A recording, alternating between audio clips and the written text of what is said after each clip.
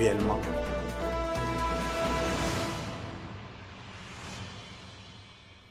De retour en plateau pour le rendez-vous économie avec Jacques déjà en ligne. Jacques, bonjour.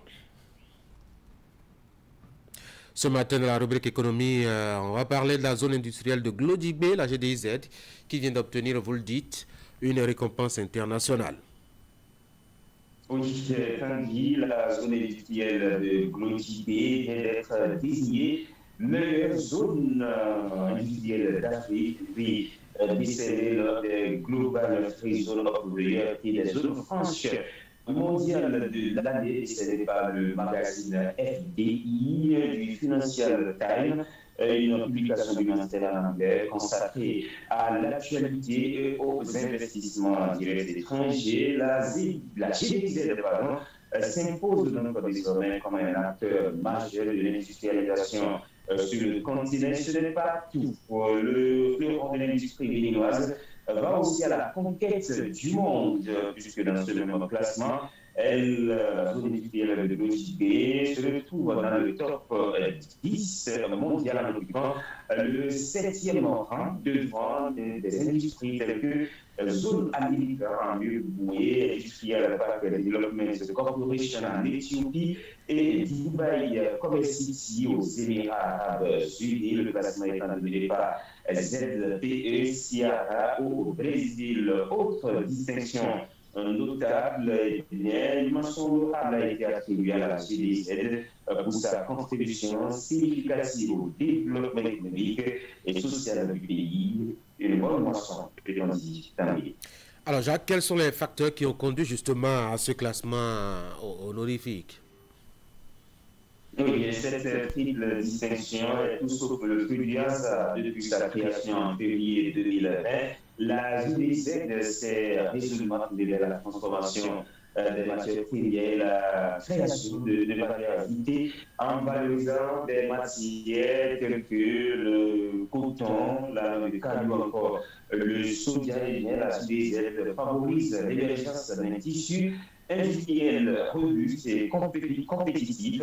Désormais, le soja et le coton béninois ne sont plus bradés aux investisseurs étrangers. Non, ils sont plutôt transformés sur place dans cette zone industrielle, contribuant ainsi à dynamiser l'économie béninoise, ayant permis cocher des milliers, des dizaines de milliers d'emplois, notamment pour les jeunes. La GDZ est une industrie qui est une zone industrielle qui dans un contexte particulièrement exigeant, qui crée un nombre impressionnant d'emplois, relève le magazine dans son rapport 2025.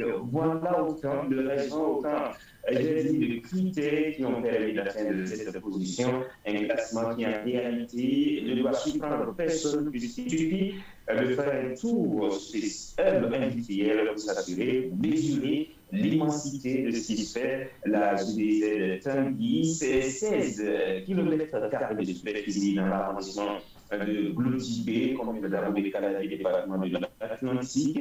Et ce sont aussi des infrastructures modernes. Dès que la GDZ héberge différentes industries, notamment dans la transformation de matières premières, la fabrication, l'agroalimentaire, le bois, la fabrication des carreaux, en ce qui concerne notamment la fabrication des vêtements.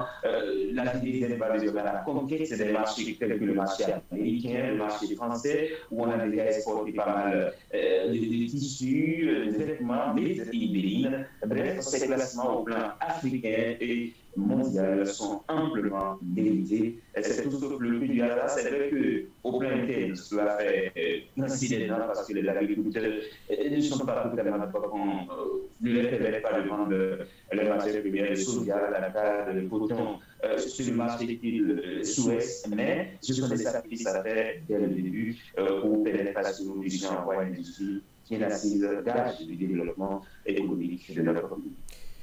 Jacques, c'est un titre et une reconnaissance internationale, vous le dites, mais dans le fond, qu'est-ce que ça apporte à la GDIZ?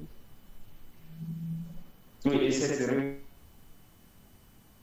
qu'on a davantage de placer la GDIZ sur la carte du monde. Cette plateforme sera désormais encore plus connue en Afrique d'ailleurs, ce qui va certainement permettre d'attirer d'autres investisseurs. Et ça, cet aspect-là est très important. On a parlé tout à l'heure de 16 kilomètres de superficie. On a encore besoin des investisseurs internationaux, on a encore besoin des industries au niveau de la JDC parce qu'on n'arrive pas juste ici à transformer toutes nos matières premières, que ce soit le soja, que ce soit la nafta, que ce soit le coton. Il y a encore du chemin à faire, voilà pourquoi il faut encore d'autres investisseurs. Il y a l'autre aspect qu'il faut diriger, le transfert de compétences. Et il faut qu'on puisse réellement permettre à nos Béninois, à des nationaux, d'atteindre ce niveau de transformation également, que ce ne soit forcément pas des industries étrangères qui viennent s'implanter ici et donc transformer, envoyer la matière, le produit final à l'extérieur. Voilà encore autant de défis à relever. Donc, je pense qu'avec cette distinction, on va remplir davantage à ce niveau-là. On ne va pas dormir sur nos lauriers, ça doit nous donner encore plus de touristes pour industrialiser leur pays. Parce que, comme on l'a toujours dit, sans industrialisation, il n'y a pas de développement. Et c'est ce qu'a accompli le gouvernement du président Patrice Talon, notamment depuis 2021, mettre en place la JDC. Et au-delà de la JDC, qui sera reconnue au plan international, c'est l'image du Bénin qui est valorisée également à travers ces classements, cette reconnaissance internationale décernée à la JDC. C'est tout bénéfice, tout simplement. Jacques, merci beaucoup. Merci à vous, Camille. Très bonne journée à Paracoum. Très bonne journée également. Retour à Cotonou. On va marquer une pause, on vient faire le débat.